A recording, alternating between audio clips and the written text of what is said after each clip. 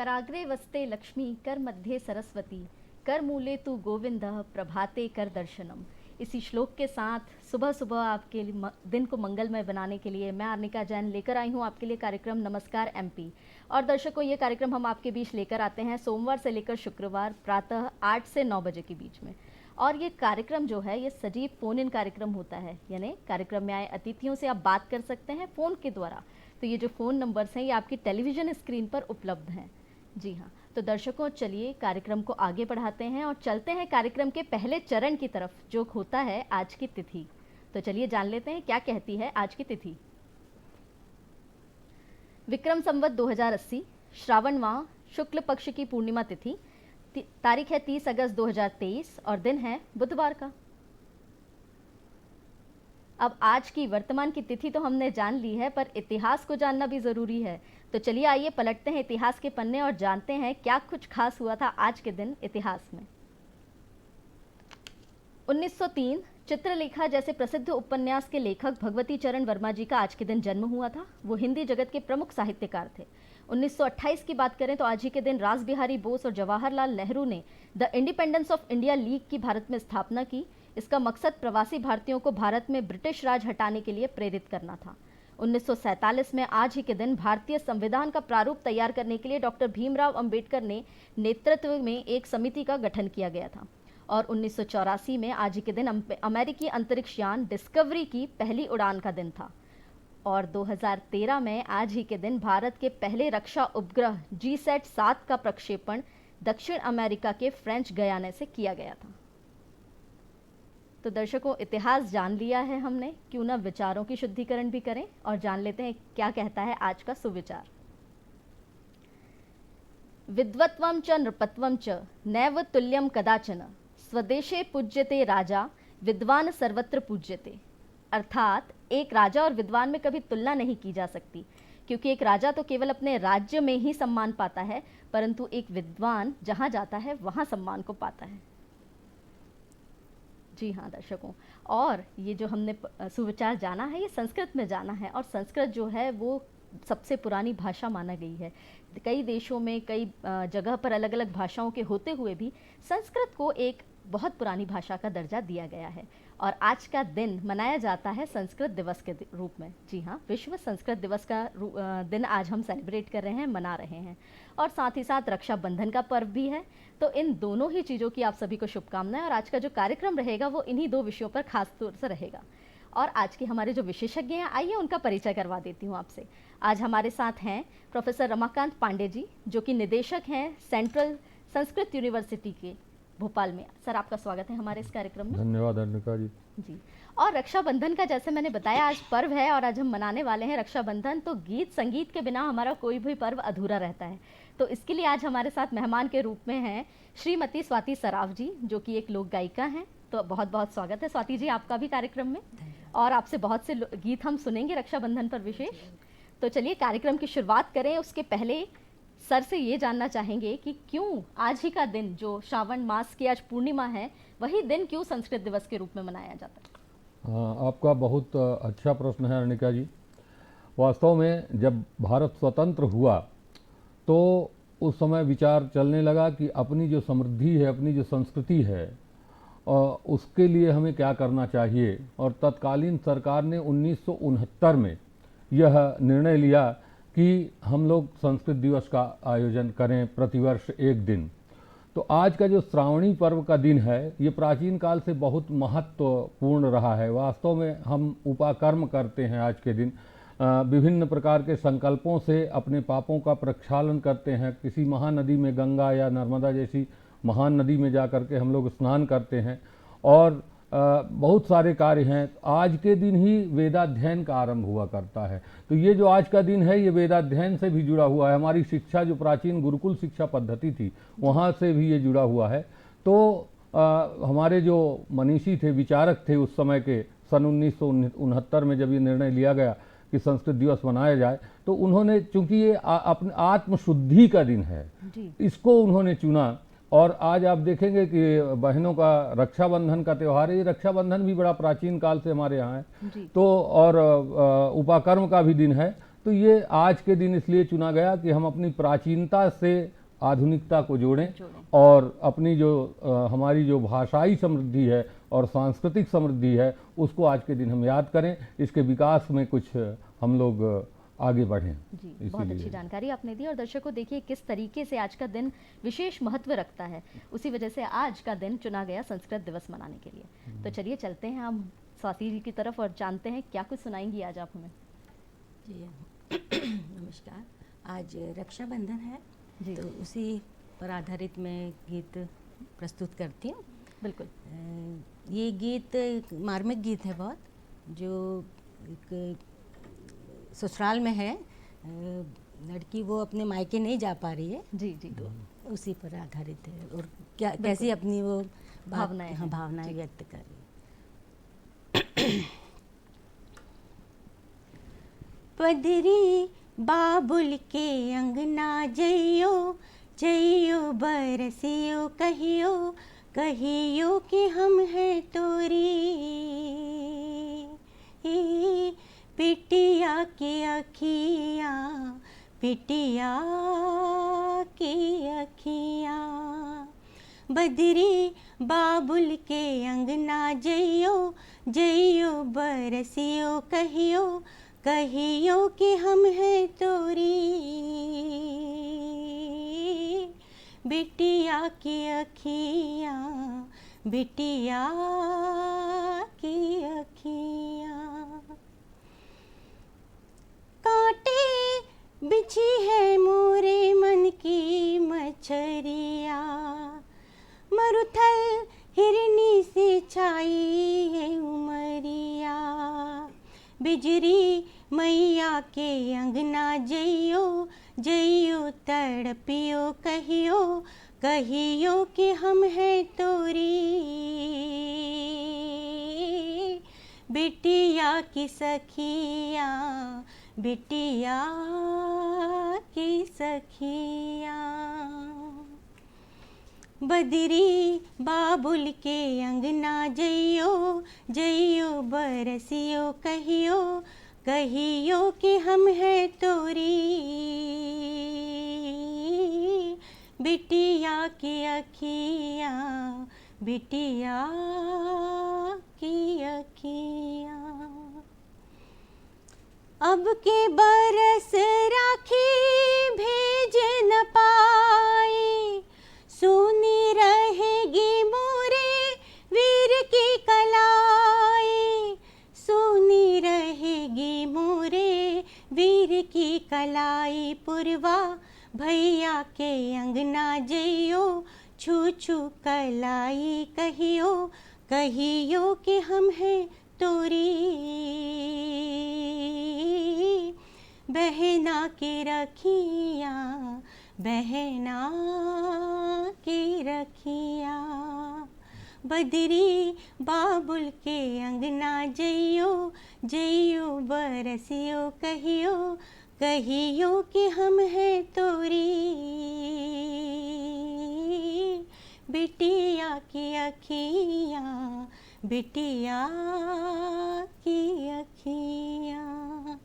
बहुत सुंदर प्रस्तुति आपकी। और सर आपकी तरफ चलते हैं। संस्कृत के बारे में हम बात कर रहे थे और जैसा कि हम जानते हैं कि हमारा जो भारत का इतिहास रहा है, हम हमारे वेद ग्रंथों की बात कर लें चाहे महाकाव्यों की बात कर लें, शायद वो सभी संस्कृत में ही लिखे गए हैं अधिकतर। तो संस्कृत का इतिहास के बारे में अगर हम बात करें तो क्या संस्कृत का इतिहास रहा है भारत में? अर्णिका जी, संस्कृत का इतिहास बहुत समृद्ध रहा है और न केवल भारत के परिप्रेक्ष्य में इसे देखा जाना चाहिए, वैश्विक परिप्रेक्ष्य में हम अगर इसे देखते हैं तो मानव की उत्पत्ति के बाद हमें ज्ञान की जरूरत थी और उस ज्ञान को लेकर के अगर आप विचार करें तो पूरे विश्व के इतिहास में सबसे प्रथम ज्ञानी हमारे ऋषि और महर्षि रहे। हमारी परंपरा में जो मुनि हुए, आचार्य हुए, उन लोगों ने वो लोग अति प्राचीन काल से ही ज्ञानी रहे हैं और उन्होंने केवल इतना ही नहीं किया कि अपने समृद्धि के लिए, अपने कल्याण के लिए कामना किया हो, उन्होंने पूरे वैश्विक स्तर पर बने सर्वे भवन्तु सुखिनः का मंत्र दिया। इस संसार में जितने हैं वो सब सुखी रहें, सर्वे सन्तु निरामयाः सर्वे भद्राणि पश्यन्तु माँ कश्चित् दुःख भाग भवेत्। जैसी जैसे मंत्र का पाठ उन्होंने किया, ये उपदेश उन्होंने विश्व को दिया और उन्होंने संस्कृत को बहुत ही समृद्ध बनाया। आप देखेंगे वैदिक काल को, हमारे यहाँ तो वेद जो हैं वो अनंत हैं और अनादि हैं। ऐसा नहीं है कि वो जैसे पाश्चात्य इतिहासकार कह देते हैं कि ईसा पूर्व 1000 शताब्दी में वो लिखे गए, ऐसा नहीं है। हमारे यहाँ तो ये काल का एक चक्र है, वो घूमता रहता है, वो कभी बंद नहीं होता। तो ज्ञान की जो राशि है हमारी वो उस तरह की है। तो वेद हमारे यहाँ अनंत काल से रहे हैं। जब से ये पृथ्वी होगी, जब से ये ब्रह्मांड बना होगा, तब से ये ज्ञान का चक्र चल रहा है। और उसके बाद आप देखेंगे कि वैदिक काल से के बाद हम आते हैं आरण्य, ब्राह्मण, आरण्यक और उपनिषदों तक। उसके बाद लोक में जो आती है हमारी सबसे पहली लोक और संस्कृत की जो कृति है वो रामायण है, महाकवि वाल्मीकि की। और वो किस तरह से शोक से मां निषाद प्रतिष्ठाम तम अगम शाश्वती समा यथा क्रौंच मिथुनादेकम अवधि काम मोहितम। क्रौंच के जोड़े में से एक को किसी बहेलिये ने मार दिया और उससे कविता का उद्गम हो रहा है। तो ये कितना जो सहज हृदय है एक मुनि का कि उस पीड़ा को समझ करके और संस्कृत में एक महान काव्य की रचना कर देता है। और वहाँ से हम देखते हैं तो अनेक दर्शन, पुराण, और आज भी आपको बता दूं, लोग ये समझते हैं कि संस्कृत चुक गई है, खप गई है, ऐसा नहीं है। इसके लिए एक षड्यंत्र रचा गया और उसे चुकी और खपी बताया गया। आज भी मैं बताता हूं, स्वतंत्रता के बाद लगभग 350 महाकाव्य संस्कृत में लिखे गए, जो कि और किसी भाषा में मुझे नहीं लगता कि लिखे गए होंगे। तो और नई नई विधाएं इसमें आ रही हैं। जो हाइकू और सानेट जैसे छंद हैं उनका प्रयोग, जो पाश्चात्य छंद हैं, वीरेंद्र भट्टाचार्य जैसे मनीषी ने हाइकू सानेट में लिखा। और बहुत सारे आधुनिक समस्याओं पर तुरंत आप देखेंगे संस्कृत का कवि रिएक्शन करता है और तुरंत नई रचना हमारे यहाँ आती है। गजल गीत बहुत अच्छे संस्कृत में लिखे जा रहे हैं। और जो हमारी, जैसा अभी मैडम हमें श्रावण गीत सुना रही थी, तो ऐसे हर पर्व के गीत संस्कृत में भी हैं। बहुत सारे कवि हैं जो लिख रहे हैं और पहले भी लिखे हैं। तो इस तरह की चीज़ों को अगर हम लेकर के देखते हैं तो संस्कृत आदिकाल से लेकर के आज तक हमारे साथ है। और वो उसी तरह हमारे अंदर व्याप्त है जिस तरह हमारा पूर्व जो पुरुष है वो हमारे साथ प्रत्यक्ष हमें नहीं दिख रहा, लेकिन वो कहीं ना कहीं हमारे अंतःकरण में है, उसका अंश हमारे शरीर में है। उसी तरह से संस्कृत साक्षात संस्कृत भाषा के रूप में हम फील ना कर रहे हों, आज अनुभव ना कर रहे हों, लेकिन संस्कृत कहीं ना कहीं हमारे व्यवहार में है, हमारे प्रत्येक तरह के संस्कारों में है और उसका वैश्विक परिप्रेक्ष्य है। विश्व के कल्याण के लिए, इसीलिए आपने चर्चा किया था विश्व संस्कृत दिवस मनाने का। तो भारत तो इससे लाभान्वित हो ही रहा था, लेकिन बाद में हमारी सरकार ने सोचा जिस तरह से विश्व योग दिवस मनाया जाने लगा, तो योग केवल भारत का ही कल्याण क्यों करे, वो अगर हमारी समृद्धि है तो पूरे विश्व की मानवता का कल्याण क्यों न करे। तो इसीलिए संस्कृत को भी, चूंकि इसमें आयुर्वेद है, इसमें धातु विज्ञान है, इसमें शल्य चिकित्सा है, और अभी आपने चंद्रयान 3 की सफलता देखा, उसमें भी जो उसके वैज्ञानिक है वो कह रहे हैं कि हमने प्राचीन वेदों से इस सिद्धांत को लिया है, आर्यभट्ट जैसे महनीय जो गणितज्ञ हैं उनसे हमने लिया है। तो अब इस सब का लाभ पूरे विश्व को मिले, इसलिए विश्व संस्कृत दिवस मनाया जाता है आजकल।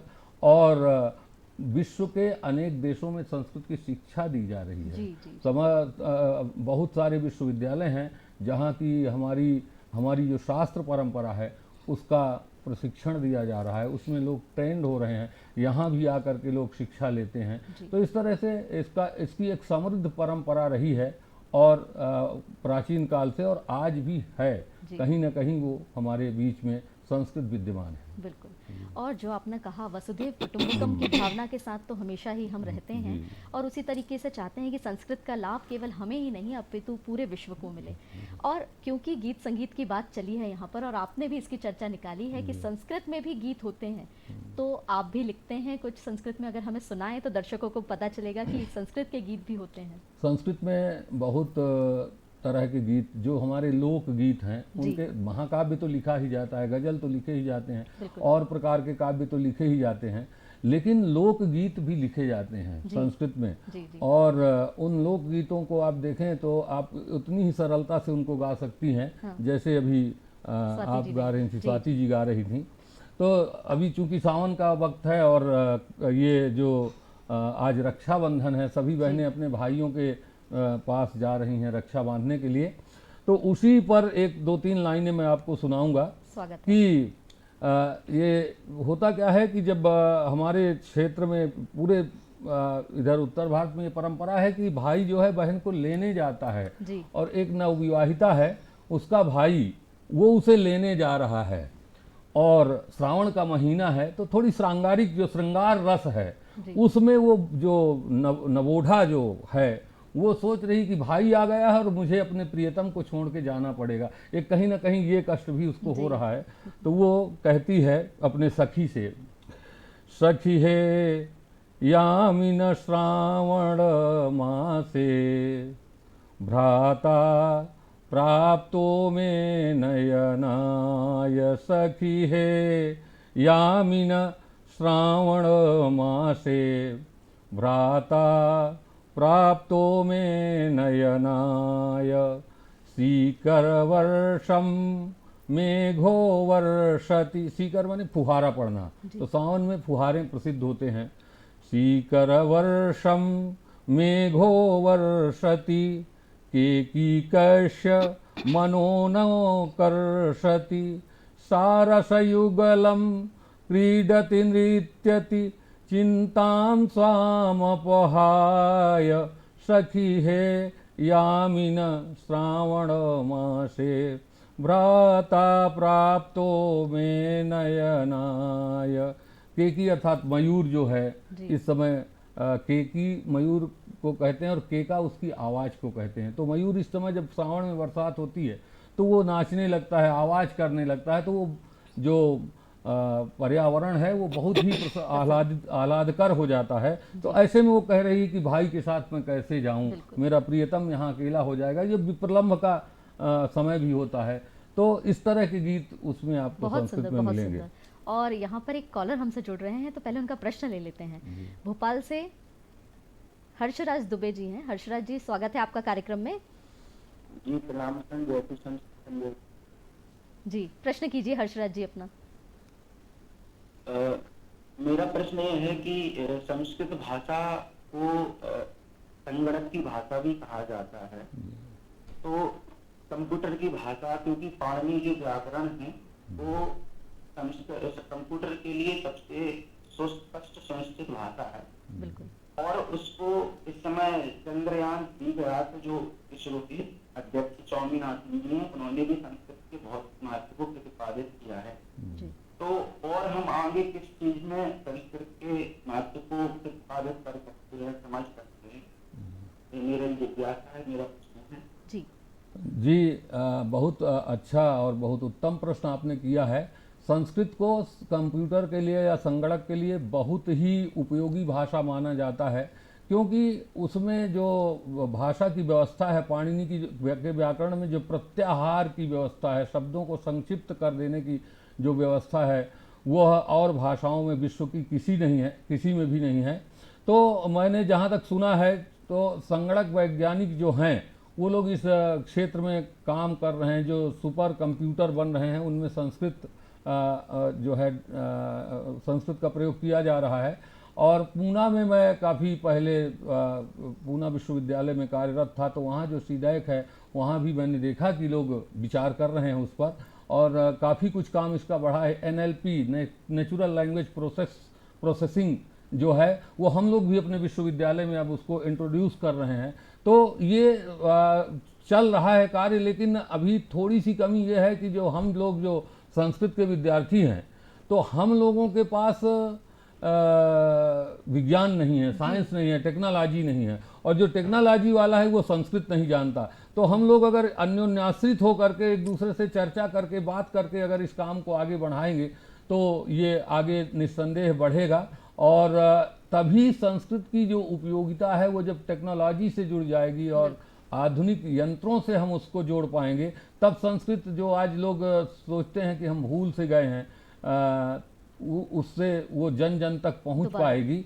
तो मुझे लगता है कि ये काम चल रहा है और बहुत ही जो भारत सरकार है वो भी इसके प्रति चिंतित है कि किस तरह से हमारा प्राचीन भारतीय विज्ञान जो है लोगों के सामने पहुंचे।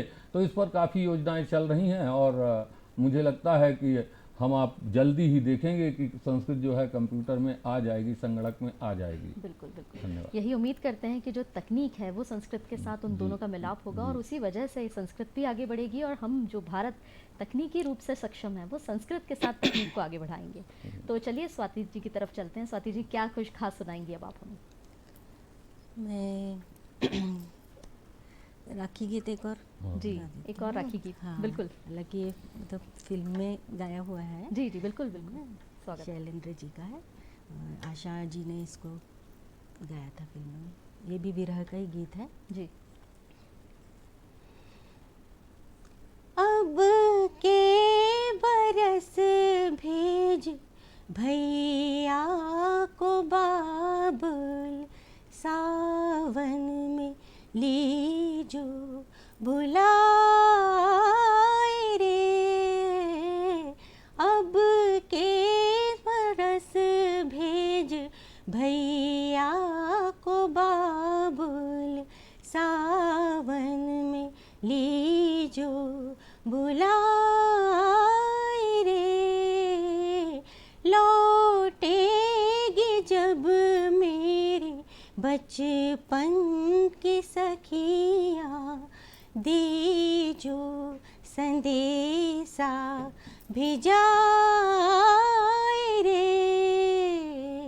अब के बरस भेज भैया को बाबुल।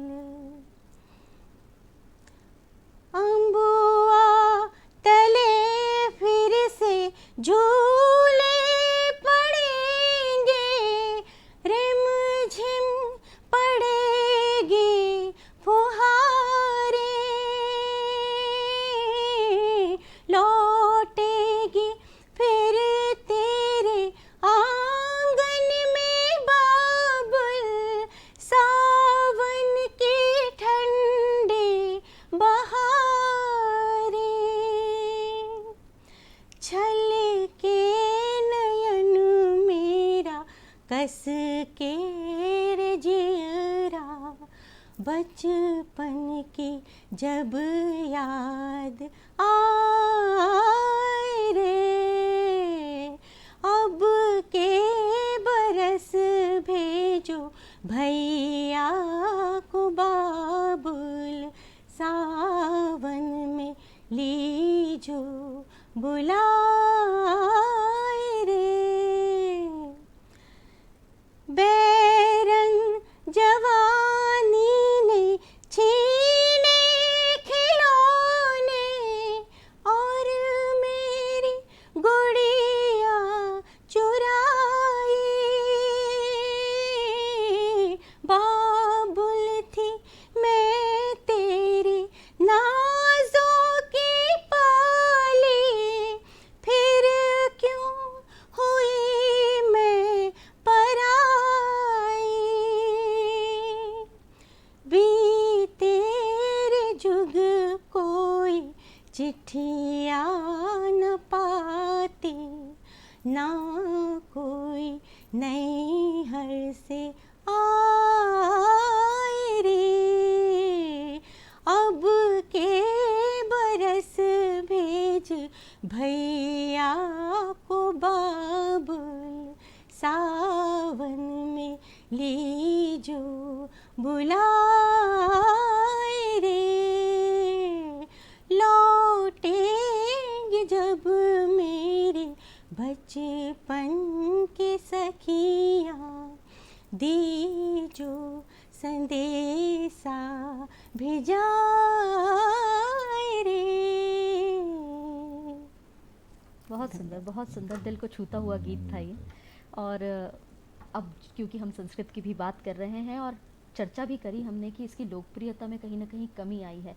आज से 20 साल पहले की भी बात करें तो बच्चे जानते थे पढ़ना, संस्कृत के बारे में उनको ज्ञान होता था, पर ये जो समय आता जा रहा है कि उसकी लोकप्रियता में कमी आ रही है, तो क्या कारण है उसकी? अनिका जी, आपने बहुत ही महत्वपूर्ण प्रश्न उठाया है। कि जो हमारी युवा पीढ़ी है वो संस्कृत की ओर आकृष्ट नहीं हो रही, ये आपका थोड़ा सा मुझे लगता है कहना है, और लोकप्रिय वो नहीं हो पा रही। वास्तव में हुआ क्या, मैं आपको बता दूं कि संस्कृत लोक भाषा थी। जैसे आज हम हिंदी बोल रहे हैं या और क्षेत्रीय बोलियों पर हम व्यवहार कर रहे हैं, उस तरह से संस्कृत आपके यहीं इसी भोपाल में भी भाषा थी। महाराज भोज के जो लकड़हारे थे वो भी संस्कृत बोला करते थे। और एक बार राजा कोई था, उसने अशुद्ध उच्चारण कर दिया, तो पूछा कि ये जो पालकी लेके चल रहे हो ये तुम्हें दर्द कर रही है क्या? तो बाधती शब्द का प्रयोग उसने कर दिया, जबकि ये आत्मनेपदी धातु है, बाधते होता है। तो उस मजदूर ने, जो पालकी ढोने वाला था, उसने कहा कि ये उतना दर्द नहीं कर रही जितना तेरा बाधती बोलना मुझे मेरा दर्द कर रहा है। तो जो जनमानस था वो पूरी तरह से संस्कृत से परिचित था और लोक व्यवहार की भाषा थी। किंतु जब यहाँ पर अंग्रेजी शासन आया तो वो जो उपनिवेशवाद उनका आया, वो व्यापार की दृष्टि और शोषण की दृष्टि उनकी थी, जो कि हमारे देश की संस्कृति नहीं थी।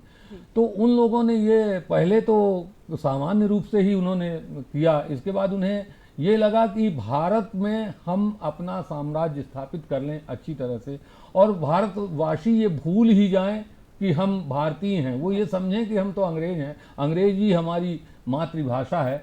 तो जो मैकाले आए और मैकाले ने जो नई शिक्षा नीति उस समय प्रस्तुत की, तो उन्होंने पहले ये देखा पूरे भारत में घूम करके कि इनको किस तरह से, मतलब हम लोग तब से इन पर शासन कर रहे हैं, लेकिन फिर भी भारतीयों में अंग्रेजी का प्रभाव क्यों नहीं पड़ रहा है, ये उनके चिंता का विषय था। वो ये अपने कार्य में लगे हुए हैं और हम राज्य कर रहे हैं, इनको कोई फर्क नहीं पड़ रहा।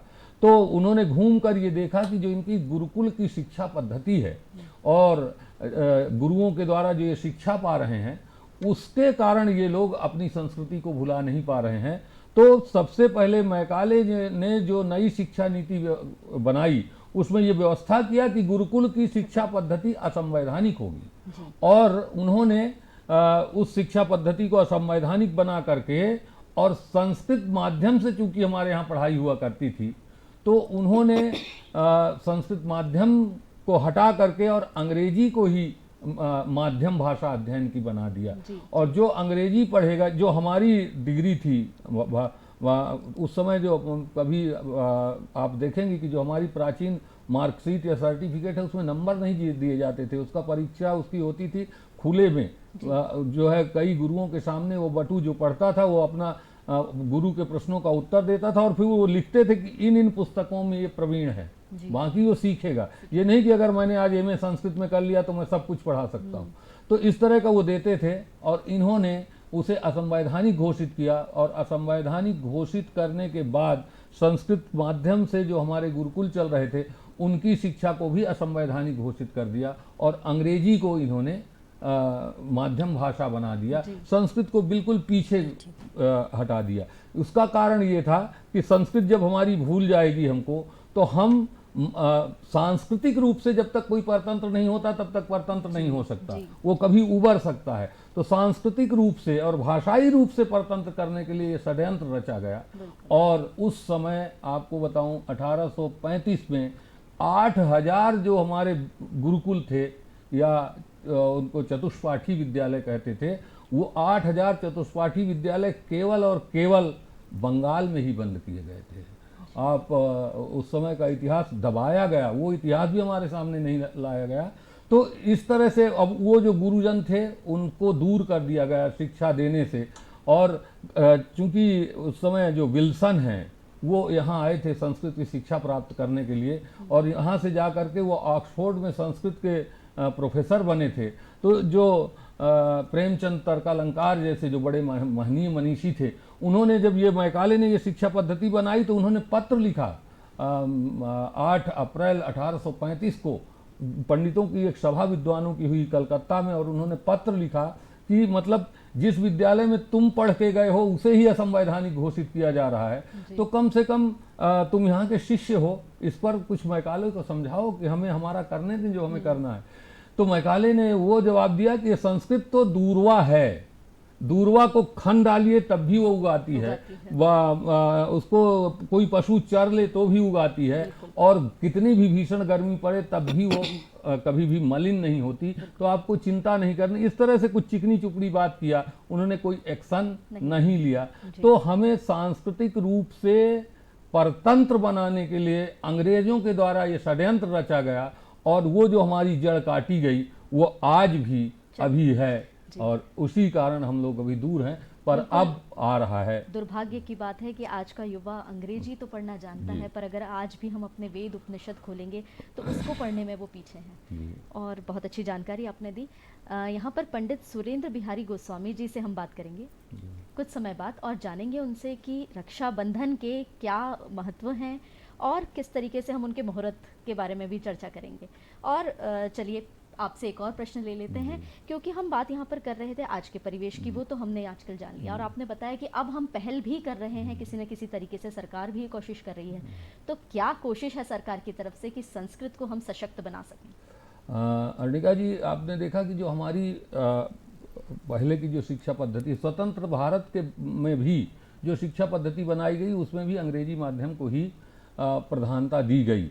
जो भारतीय भाषाओं में पढ़ता है या पढ़ाता है उसे उतना महत्व नहीं दिया जाता, और आप देखेंगे कि अगर शुद्ध हिंदी बोल दी जाए तो लोग मुंह टेढ़ा कर लेते हैं। ये वो जो वो हमारी परतंत्रता है वो अभी हमारे मस्तिष्क से गई नहीं। हमारा अपने भाषा, अपनी संस्कृति, अपने वस्त्रों की ओर आकर्षण अभी भी उतना 100% नहीं हुआ। तो जो नई राष्ट्रीय शिक्षा नीति, जिसे NEP 2020 हम लोग कहते हैं, तो वो नेशनल एजुकेशन पॉलिसी जो आई हुई है उसमें जो भारतीय भाषा के माध्यम से शिक्षा देने की जो व्यवस्था की गई है उसमें संस्कृत को बहुत लाभ होने वाला है। और आपको बताऊं कि मध्य प्रदेश सरकार जो है उन्होंने तो चिकित्सा की जो शिक्षा है वो हिंदी माध्यम से देना उन्होंने शुरू कर दिया। ये भारत का पहला राज्य बन गया, उन्होंने हिंदी में इसका अनुवाद करवा दिया है। संस्कृत के लिए भारत सरकार की पहल बहुत अच्छी है। आपको बताऊं कि अभी उन्होंने 2020 में 3 केंद्रीय संस्कृत विश्वविद्यालयों की स्थापना की। एक जो कि तिरुपति में है, दूसरा लाल बहादुर शास्त्री दिल्ली में है, और तीसरा जहां मैं यहाँ भोपाल परिसर में कार्यरत हूँ, ये केंद्रीय संस्कृत विश्वविद्यालय।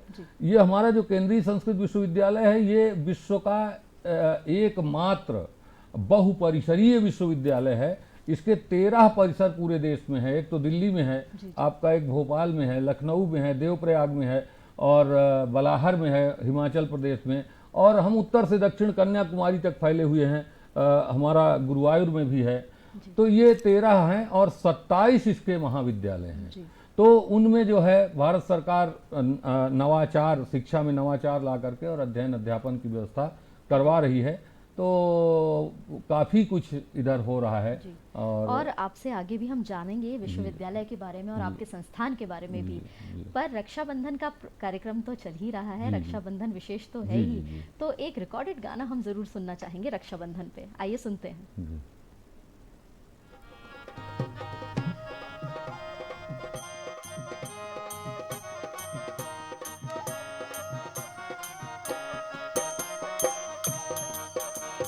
श्रावण सेरा बरसी गया, श्रावण सेरा बरसी गया, न भादौ मास गया रे गंभीर मारा लो बिलाल, राखी आई जी।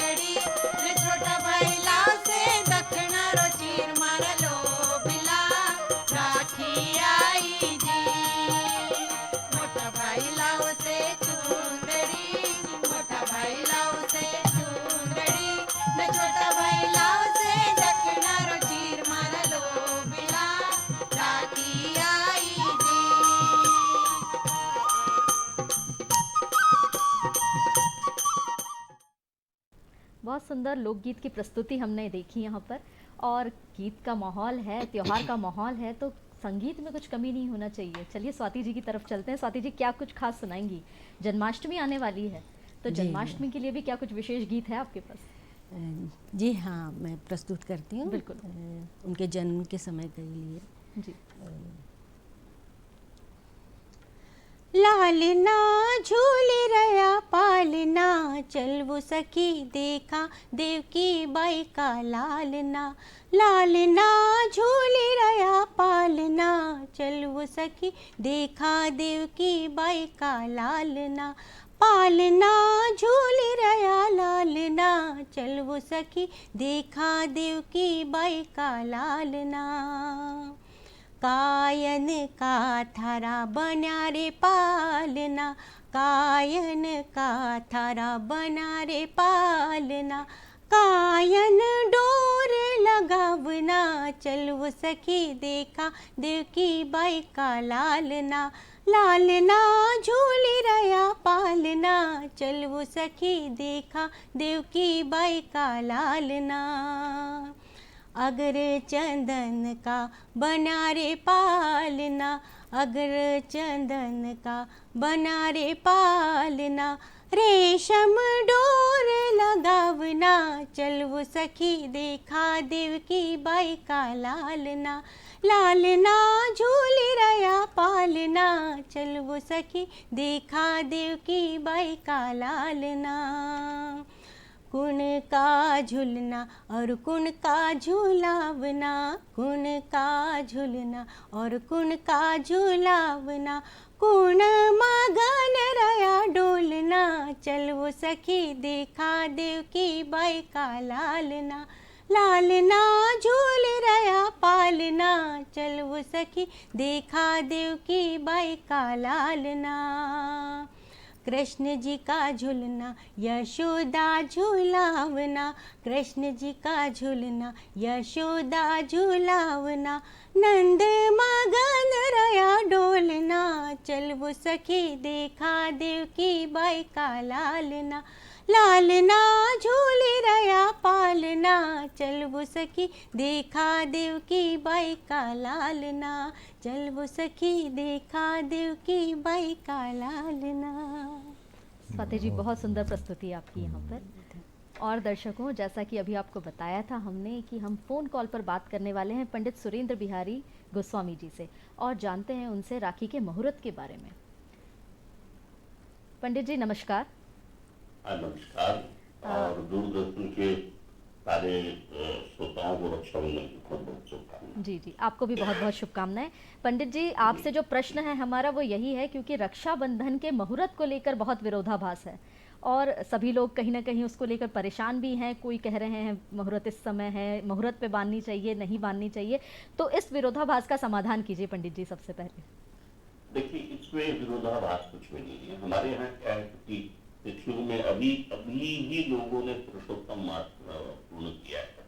जब चंद्र और सूर्य के काल चक्रों में अंतर होता है तब 1 वर्ष के बाद जी। 1 वर्ष ऐसा आता है जब साल तो 365 दिन का ही होता है, लेकिन महीने 13 होता है।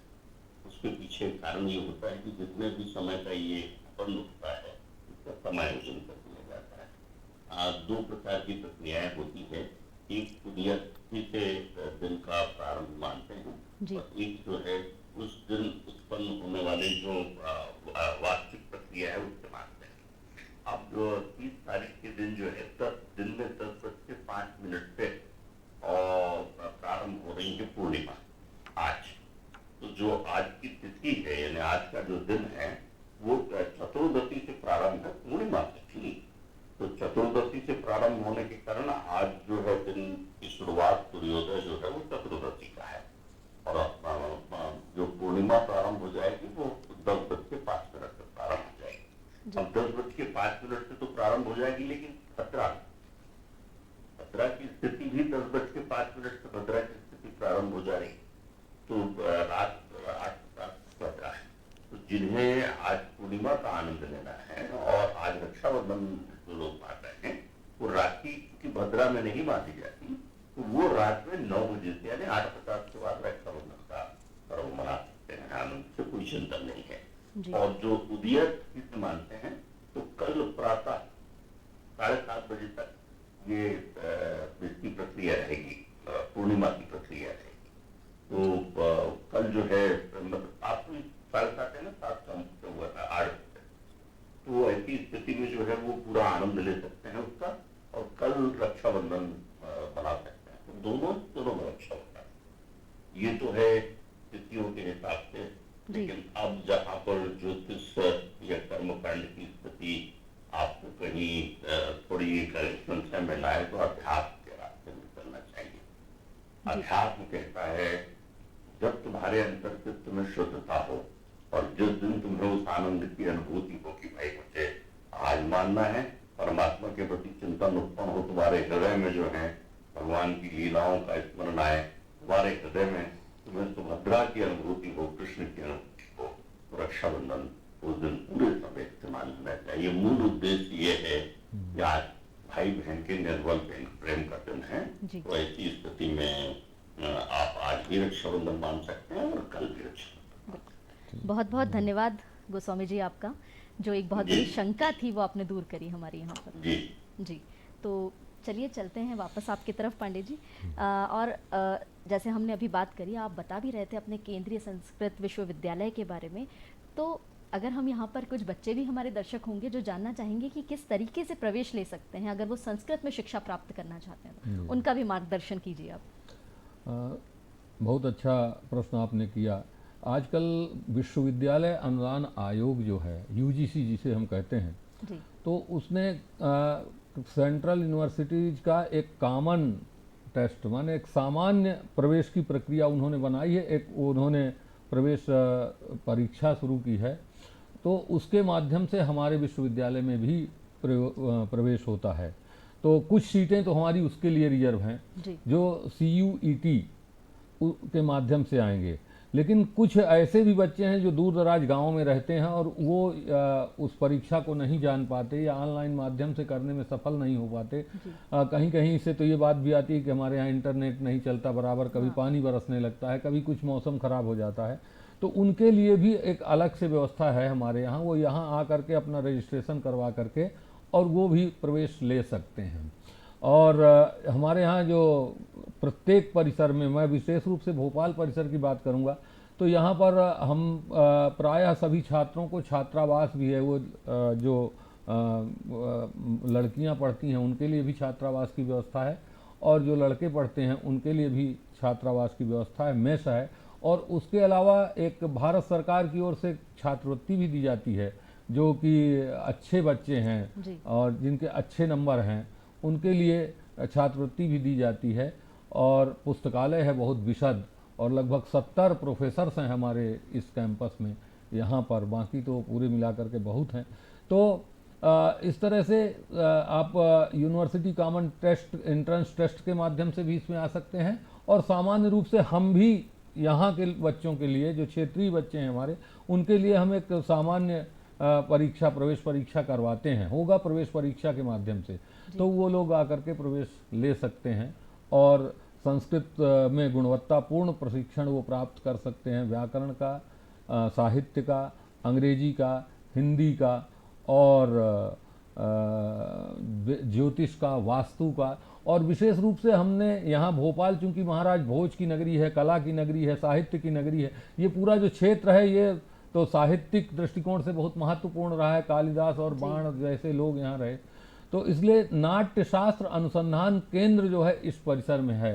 तो नाट्य शास्त्र में हम लोग प्रथम पहली संस्था है विश्व में, मुझे लगता है, कि जो भरत मुनि के नाट्य शास्त्र के अनुसार हम लोग MA की उपाधि दे रहे हैं। और वो जो लोग रंगमंच से जुड़ना चाहते हैं या जुड़े हुए हैं, तो वहाँ भी चूंकि पाश्चात्य देशों का प्रभाव आपको देखने को मिलेगा, तो भारतीय मनोरंजन की परंपरा कैसी है ये दिखाने के लिए हम लोगों ने वो भी शुरू किया है, और उसमें भी काफ़ी बच्चे आ रहे हैं, और लगभग 10 प्रशिक्षक उसमें हम लोगों के नियुक्त हैं।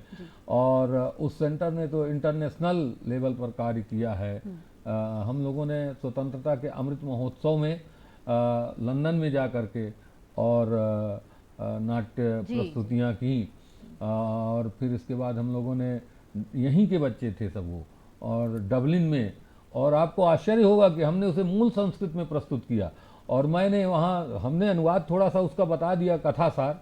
और मैंने जब वहाँ पूछा दर्शकों से कि आपको कुछ समझ में आया, तो उन्होंने कहा कि हाँ, भाषा हमें पूरी नहीं समझ में आई, लेकिन जो नाटक का कथ्य है, स्टोरी है उसकी, वो हमने आत्मसात किया। और इस साल भी हमें बुलावा आ रहा है कि आप इस बार फिर से आएँ। जी, जी। तो इसलिए संस्कृत कठिन नहीं है, बहुत सरल है, और उसको एक मतलब कठिन कठिन बता करके हमें दूर करने का प्रयास किया गया, जैसा मैंने आपको पहले बताया। तो इधर आना चाहिए युवाओं को, क्योंकि जब तक आप संस्कृत नहीं जानेंगे तब तक भारत को नहीं जान सकते, जब तक आप संस्कृत नहीं जानेंगे तब तक आप अपनी भाषा को भी नहीं जान सकते। तो इसलिए जिस तरह से हमको आत्म परिचय के लिए, अपनी पहचान के लिए अपने ननिहाल से जुड़ना पड़ता है कि हमारी माँ कहाँ से है, दादी के यहाँ तो हम हैं, लेकिन हमारा ननिहाल कहाँ है ये भी हमें मालूम होना चाहिए। तो इसी तरह से ये समस्त भारतीय भाषाएं जो हैं उनकी जननी कौन है, जी। वो जानने के लिए हमें संस्कृत से जुड़ना होगा। तो यहाँ पर अच्छी व्यवस्था है, और जो छात्र प्रवेश लेना चाहते हैं वो अभी भी मुझे लगता है 2-3 तारीख तक प्रवेश हमारे यहाँ चल रहा है, ले जी, सकते जी। हैं। बहुत अच्छी जानकारी आपने दी दर्शकों के लिए कि किस तरीके से छात्र यहाँ पर आ सकते हैं। और अगर कम शब्दों में कहूँ तो संस्कृत के साथ आप संस्कृति को जोड़ने का काम कर रहे हैं। जी, जी। जी। और समय की हमारे पास अभाव है, तो स्वाति जी जाते जाते क्या सुनाएंगी आप हमें अंत में? कृष्ण जी का ही सुना देती हूँ। बिल्कुल, स्वागत है आपका। मेरे दरवाजे पे आया कन्हैया, देखो आया कन्हैया। मेरे दरवाजे पे आया कन्हैया, देखो आया कन्हैया। दौड़ो दौड़ो राधा प्यारी, लाओ केसर का पानी। दौड़ो दौड़ो राधा प्यारी, लाओ केसर का पानी। पाँव धुलाओ मोरे कृष्ण कन्हैया के, पाँव धुलाओ मोरे बंसी बजैया, देखो आया कन्हैया। मेरे दरवाजे पे आया कन्हैया, देखो आया कन्हैया। दौड़ो दौड़ो नंदा रानी, लाओ माखन की ढेरी। दौड़ो दौड़ो नंदा रानी, लाओ माखन की ढेरी। भोग लगाओ मोरे कृष्ण कन्हैया के, भोग लगाओ मोरे बंसी बजैया, देखो आया कन्हैया। मेरे दरवाजे पे आया कन्हैया, देखो आया कन्हैया, देखो आया कन्हैया। मीरा के प्रभु गिरधर नागर, मीरा के प्रभु गिरधर नागर। पार लगाओ मोरे बंसी बजैया, पार लगाओ मोरे फूटी है नैया, देखो आया कन्हैया। मेरे दरवाजे पे आया कन्हैया, देखो आया कन्हैया, देखो आया कन्हैया। बहुत बहुत सुंदर। और स्वाति जी बहुत बहुत धन्यवाद, आप यहाँ पर आई और रक्षाबंधन पर और जन्माष्टमी दोनों जो अवसर हैं हमारे आज खास, उनको आपने बहुत सुंदर बना दिया आज यहाँ कार्यक्रम में। बहुत बहुत धन्यवाद आपका। आप लोग का भी बहुत बहुत धन्यवाद जो मुझे याद और किया। साथ ही हम आपका भी धन्यवाद करना चाहेंगे रमाकांत पांडे जी, जो आप यहाँ पर आए। संस्कृत और संस्कृति के बारे में जो कुछ आपने बताया उससे दर्शक जरूर लाभान्वित हुए होंगे।